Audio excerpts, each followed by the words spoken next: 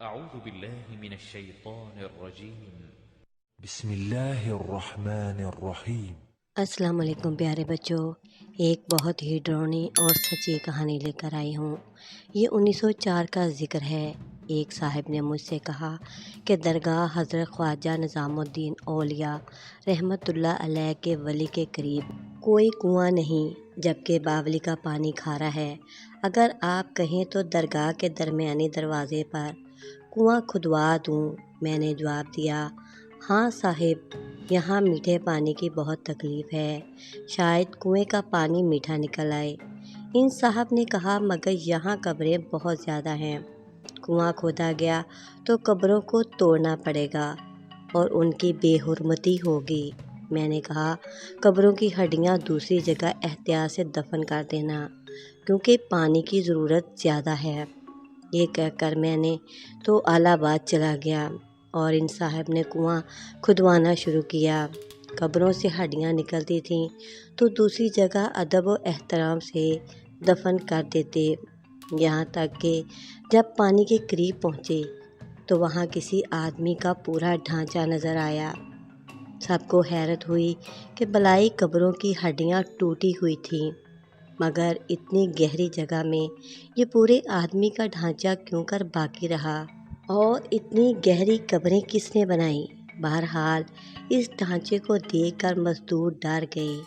انہوں نے ان ہڈیوں کو ہار لگانے سے انکار کیا تو کنواں کھدوانے والے صاحب خود رسی میں ٹوکرا باندھ کر کنویں میں اترے۔ انہوں نے کدال ہاتھ میں لیے ڈھانچے کے گھٹنے پر مارا تاکہ ہڈیاں توڑ کر اوپر لے جائیں اور کسی جگہ دفن کر دیں۔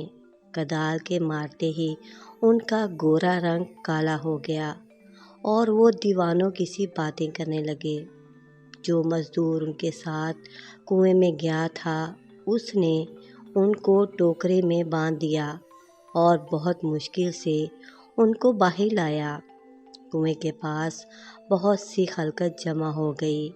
سب حیران تھے کہ ابھی تو ان کا رنگ گورا تھا، اب یہ ایسے کالے کیوں ہو گئے ہیں؟ وہ بار بار کہتے، میرے بھانجے کا پاؤں توڑ دیا، میرے بھانجے کا پاؤں توڑ ڈالا۔ آخر انہیں ان کے گھر میں لے گئے۔ بڑے بڑے عامل بلائے گئے، مگر ان کو کوئی اچھا نہ کر سکا۔ آخر اسی دن کنویں کو بند کر دیا گیا۔ سب مٹی اور ہڈیاں اس کنویں کے اندر ڈال دی گئیں اور کنواں زمین کے برابر ہو گیا۔ تب ان صاحب کا رنگ بھی ٹھیک ہو گیا اور دماغ کی خرابی بھی درست ہو گئی۔ میں الہ آباد کے سفر سے واپس آیا تو میری بیوی نے سارا قصہ مجھے سنایا۔ اس وقت میں اپنے گھر میں پلنگ پر چت لیٹا تھا، لیمپ سرہانے رکھا تھا اور میں لیٹا ہوا اخبار پڑھ رہا تھا۔ حالانکہ نیچے دری پر میری بیوی اور ان کی والدہ بیٹھی چھالیاں کتر رہی تھیں اور مجھے قصہ سنا رہی تھیں۔ میں پلنگ پر اٹھ کر بیٹھ گیا اور میں نے اپنی بیوی سے پوچھا، تم سمجھی وہ کالے کیوں ہوئے اور دیوانے کیوں ہو گئے؟ بیوی نے کہا، بس بزرگ کا مزار تھا، انہوں نے بے ادبی کی، مزار والوں کی روح نے ان کو قبر توڑنے کی سزا دی اور وہ کالے اور دیوانے ہو گئے۔ مگر جب ان کے وارثوں نے قبر بند کر دی اور کنواں بھی بند کر دیا تو روح نے 3 دن بعد ان کی خطا معاف کر دی اور وہ اچھے ہو گئے۔ میں نے بیوی سے کہا، نہیں، یہ بات نہیں، بلکہ بات یہ ہے کہ مردے کی ہڈیاں صدیوں سے مٹی کے اندر دبی ہوئی تھیں اور ہڈیوں کے اندر فاسفورس ہوتا ہے۔ فاسفورس زہریلا ہو گیا تھا۔ جب انہوں نے ڈھانچے پر کدال ماری تو ہڈی ٹوٹ گئی اور اس میں سے فاسفورس اڑا، جو کہ ان کی ناک میں سانس کے ساتھ گھس گیا اور ان کے خون میں جذب ہو گیا۔ فاسفورس نے اپنا زہریلا خون کو کالا کر دیا۔ خون کالا ہو گیا تو چہرہ بھی کالا ہو گیا، اور وہ دیوانے بھی اسی وجہ سے ہوئے کہ ان کے دماغ پر زہریلے فاسفورس نے برا اثر کیا۔